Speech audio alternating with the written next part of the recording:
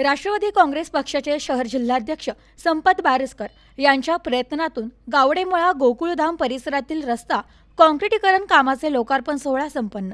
प्रभागातील विकास कामांमुळे नागरिक समाधान व्यक्त करत आहेत। संपत बारसकर अहिल्यानगर प्रभागातील नागरिकांनी महानगरपालिकेमध्ये नगरसेवक म्हणून काम करण्याची संधी दिली।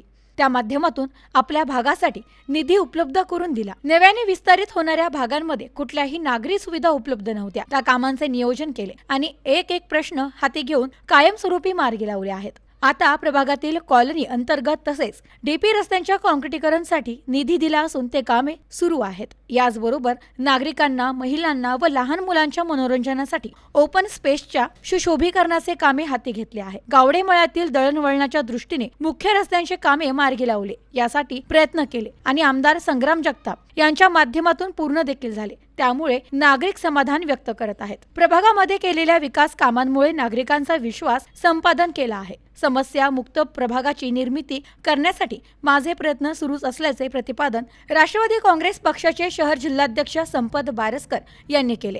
राष्ट्रवादी काँग्रेस पक्षाचे शहर जिल्हाध्यक्ष संपत बारसकर यांच्या प्रयत्नातून गावडेमळा गोकुळधाम परिसरातील रस्ता काँक्रिटीकरण कामाचे लोकार्पण सोहळा संपन्न झाला। यावेळी मनपा माजी विरोधी पक्षनेते संपत बारसकर, माजी नगरसेवक डॉक्टर सागर बोरुडे, माजी नगरसेविका मीनाताई चौहान, पैलवान शिवाजी चौहान, गायत्री कुलकर्णी, घनश्याम दळवी, प्रदीप वावरे आदींसह नागरिक मोठ्या संख्येने उपस्थित होते।